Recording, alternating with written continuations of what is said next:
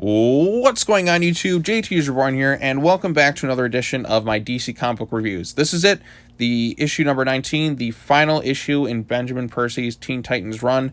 It's been quite the journey to get here, but we are finally at the end of it. After this, I'm going to talk about Just League No Justice, then the Teen Titans special, which began the Glass Thompson run, per se, and then I will be all caught up in time for the final Teen Titans issue number 47, and then I'll talk about that.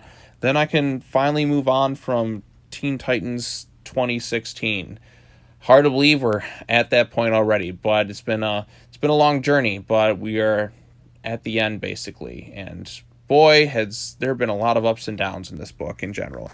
But anyways, let's go ahead and talk about this issue, and then we'll give the final thoughts of it all. Oh, by the way, look at this thing.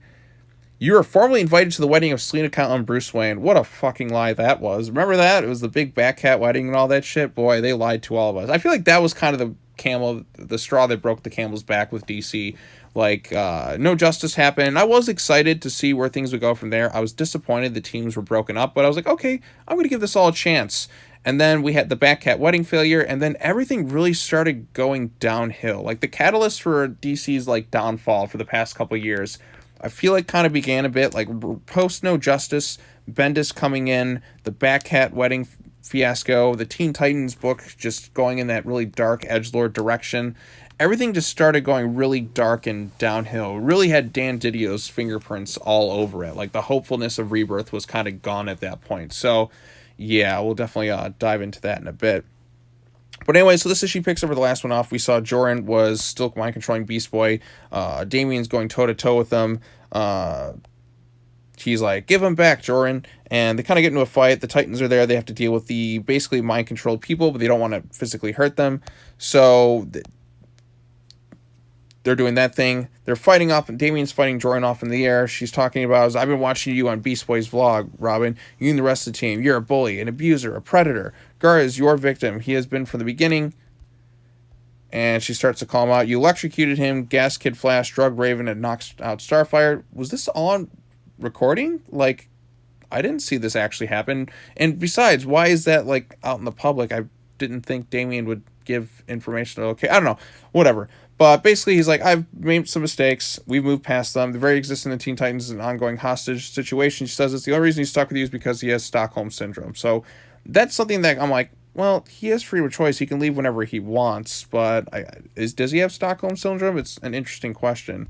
But basically, like, you're wrong. Beast Boy isn't the one who's only capable of changing. And then she's like, he's done with you. They kind of get into a scuffle. Damian just like, don't listen to Regard. You're one of us, whether you like it or not.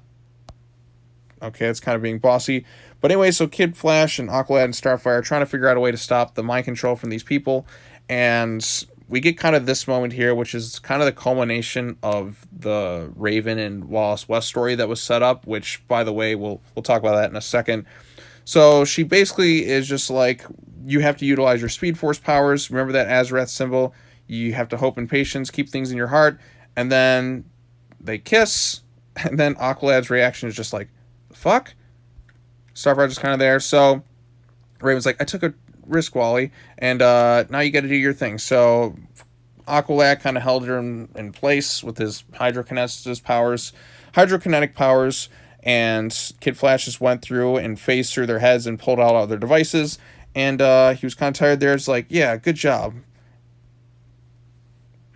Then Goliath gets hurt. Damian's just like, Goliath, are you okay, buddy? Stupid Pat, you better be okay. Again, I love how much Damian does care for Goliath. He's like, that's his buddy. Then we get kind of the final portion of it all. Joran and Beast Boy there. Beast Boy's kind of able to break through, like, his mind control, per se. And Joran doesn't realize it, but, like, she's kind of, like, trapped in her own little vision because Damian had kind of hacked her programming. You hacked her VR program, didn't you? Farewell Defense was easily defeated. And it was really just them kind of taking her to the penitentiary thing. And I assume after this that, you know, Kid Flash went through and took out the pixie devices from both their heads and everyone got arrested and all the other stuff. So she's in the Dewey Detention Center. Beast Boy's there and he's still kind of being like, he's trying to get her on the phone. She's not really answering. He decides to turn into a cat and just to kind of make her smile. And again, it's kind of a nice heroic portion from him trying to do the right thing and just trying to help somebody out. Despite the things that they did, he still believes that he can change somebody for the better, and I like that aspect of it. So anyways, the final part of this whole entire run ends with a narration for Beast Boy. You don't have to pay for your parents' sins. You don't have to conform to their expectations. It doesn't matter where you come from, whose blood courses through your veins, or how much you suffered. Our beginnings aren't our ends. You can't choose your past, but you can choose our future and your friends. So Raven's reading Wuthering Heights. My friends and I were in this together, no matter what comes our way. And then that's it. And also, no matter what comes our way. Well, that's a fucking lie, because immediately after this No Justice thing, you're no longer a team, and we don't even get to see you break up. So there we have it. That was issue number 19, and the final shot of the Percy run is setting up for No Justice. That's kind of unfortunate that it doesn't feel like it just doesn't feel like a true climax to somebody's run, because it's like, oh, we got to move immediately into No Justice. Look at this, the final issue, the final time they were really a team. Well, we'll have to get to No Justice. I'll have to reread that. But anyway, so that was issue number 19, the final part of the last story arc of the Benjamin Percy Teen Titans run. So let's go ahead and talk about this story arc in general. This story arc, I'm glad it focused on Beast Boy. It could have been better. It felt like it went by rather quickly. And that's the thing with this whole Teen Titans book in general. Like, it didn't really get time to be like its own thing per se. It felt like every time, like the best story arc I feel like was the first 5-6 part issues, because again, that felt like we a long fleshed out storyline, and then we got such brief mini storylines that we kept getting so many crossovers, which kept interrupting the flow of all the issues. We had the first story arc, which is the Damien Knows Best one, which I think was a pretty solid start to this book. And then we immediately bring in Aqualad, and then we go straight from that into the Lazarus contract, and then Kid Flash gets fired, and he goes off and does his own thing.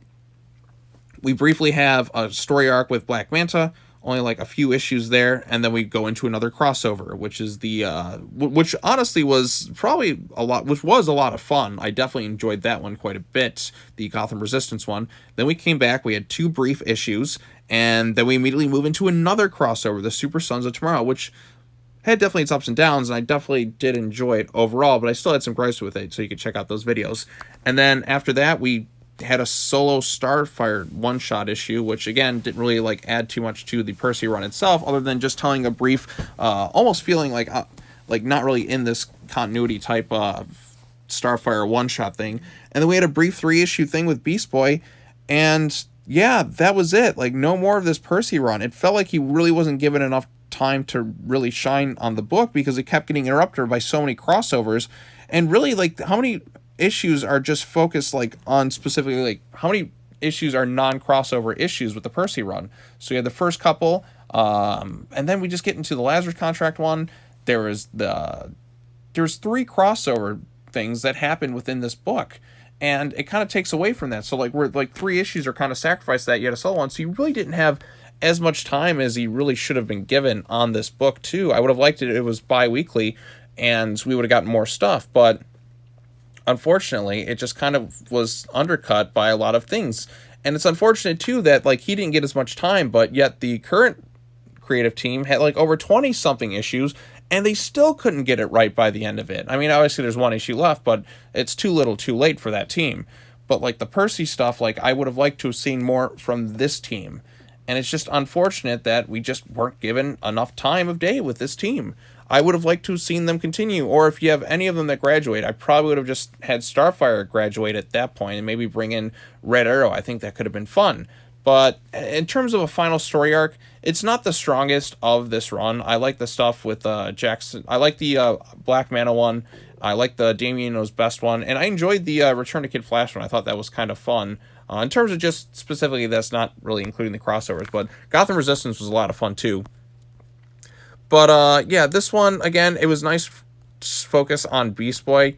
The villain was okay. I guess their motivations were understandable, but like they just are kind of in here a little bit too briefly. I wonder if they ever will show up again. Probably not, but yeah, I mean, it was nice. It went out kind of on a nice note with Beast Boy actually being there and being heroic, kind of like coming to terms with a lot of his, hopefully with a lot of his insecurities and like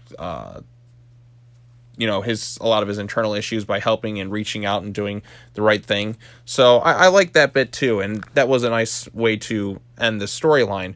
But in terms of a finale for the Percy run, it doesn't feel like a true finale because it's immediately like, oh, we got to go right into another big crossover event.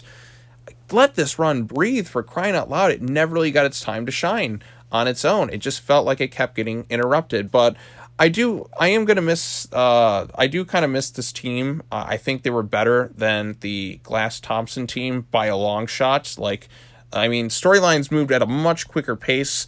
The arcs actually finished. It felt like the arcs actually like genuinely finished. They're a lot more likable. They're a lot less sadistic. There's a nice blend of humor. The art style is great, and I just kind of miss this team in general right now. Just going back and reading this, it's been a real breath of fresh air compared to what we have now. And I don't mean to always just shit on the current book. I mean, I'd rather just not do that. I'd rather just talk about how great it is. But I mean, I can't lie to you. I have to talk about this. I have to compare where we once were to where we are now. And it just is unfortunate that this book really kind of got undercut, got the rug pulled out on it before it really had time to fully shine on its own. Because, like I said, there was just so many crossovers that kept jumping in front of it and interrupting this run. It didn't really have time to tell a really good long-term storyline. It just felt like they were rushed through so much stuff. But even then, like, at least there was like follow through with a lot of the arcs. Like, you followed through with the Return of Kid Flash thing. Like, okay, we're gonna learn to be better and stop making mistakes. But even then, there's still some regression bits here and there that I didn't really like. And I'm disappointed that Raven didn't really get a story arc. Starfire at least had one issue focused pretty much solely on her, but like, I would have liked to have seen some story arcs focused on those two characters, because Damian got a lot of the focus in this book for sure, because he's Robin, and Robin always gets the focus. Kid Flash got a lot of focus too, and Aqualad got a lot of focus.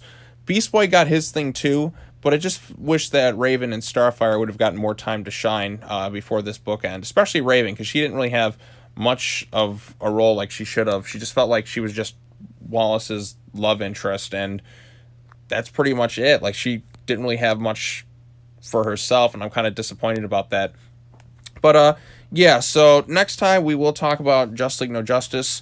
Overall thoughts on the Percy run: I did enjoy it. It's definitely like the best Teen Titans book that we've had for the past couple of years, at least. At least the artwork was nice. At least the characters played off each other quite well. There was a sense of fun. There was heroics. Yes, there was tension for sure, and there was some regression I didn't always like, and some things didn't really go over too well. I think the Raven and Wallace thing, I just that's something that just like literally after that it's just dropped altogether. So it just felt like kind of a waste of time in general. And there we go. There's the next thing, Justice League No Justice. I just felt like things could have been a little bit better.